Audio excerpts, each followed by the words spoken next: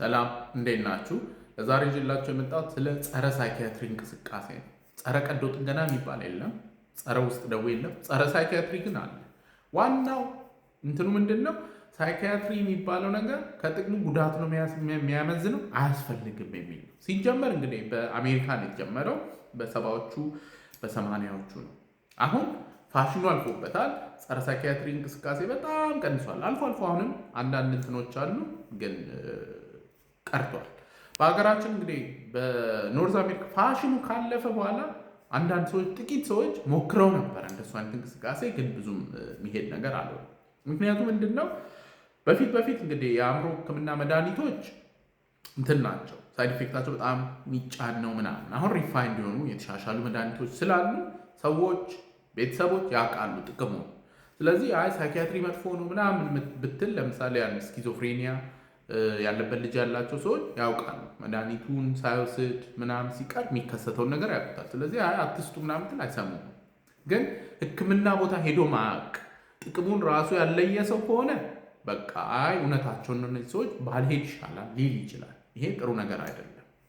ሌላኛው እንግዲህ በምዕራቡ ዓለም የነበረው በፊት የአእምሮ ሕክምና እንዴት ነው ሰዎች በቃ ትልልቅ ተቋማቱ ሰፋፊ እንትን ውስጥ ይገባሉ። ከዛ በኋላ አይወጣም። ከዛ በግዳጅ እርሻ እንዲሰሩ ምናምን ሊደረግም ይችላል። ኢትዮጵያ ውስጥ ስትመጡ እንደሱ አይነት አሰራር የለም፣ ኖሮም አያውቅም። ከዚህ በፊት አማኑኤል ሆስፒታል አንድ ሰው በድንገተኛ ከገባ የድንገተኛ የሚቆዩ 10 ቀን፣ ከበድ ያለ ህመም ከሆነ ደግሞ ተኝቶ ህክምና ላይ ከድንገተኛ ትራንስፈር ከተደረገ አንድ ወር ተኩል፣ ከዛ በኋላ ወደ ቤት ነው የሚሸኘው። ስለዚህ ለረጅም ጊዜ የሚቆዩበት እንደዚህ ኢንስቲቱሽናላይዜሽን ስለሌለ በቃ ሳይኪያትሪ መጥፎ ነው፣ ታካሚዎች ነፃ ሆነው መሄድ አለባቸው ምናምን የሚለው እንቅስቃሴ ብዙም ሚዛን የሚደፋ ሆኖ አላገኘሁትም። ከዛ ይልቅ ይሄ እንቅስቃሴው በጣም መጥፎ ነው አልልም። ምክንያቱም በማህበራዊ ጉዳዮች ላይ ሁል ጊዜ ተቃዋሚ ቢኖር ጥሩ ነው፣ ነገሮች የተሻሻሉ ይሄዳሉ። ዳያሌክቲክሱ እየተሻሻለ ነገሮች እንዲሄዱ ያግዛል። ችግሩ ምንድን ነው? ስለ አእምሮ ሕክምና ግንዛቤ የሌላቸው ሰዎች ጋር ግን ሳይኪያትሪ መጥፎ ነው ብሎ እንትን ሲባል በቀላሉ የምትታከመውን ነገር ሰዎች እንዳይሄዱ ያደርጋል።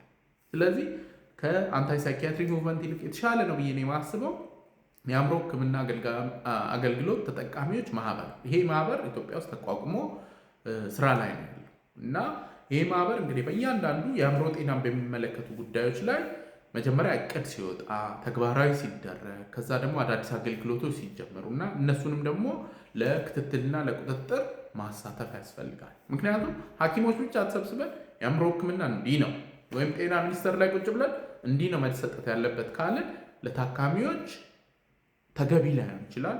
እነሱ በሚፈልጉት መልኩ በሚመቻቸው መልኩ ላይሆን ይችላል። ስለዚህ አት ኦል ስቴፕስ እነሱን ማሳተፍ ጥሩ ነው ብዬ አስባለሁ። ለዛሬ እንግዲህ ይዤላችሁ የመጣሁት ስለ ጸረ ሳይኪያትሪ እንቅስቃሴ ነው። ኤኒዌይ ሁልጊዜ እንደምለው ያለ አእምሮ ጤና የለም። ደህና ሁኑ።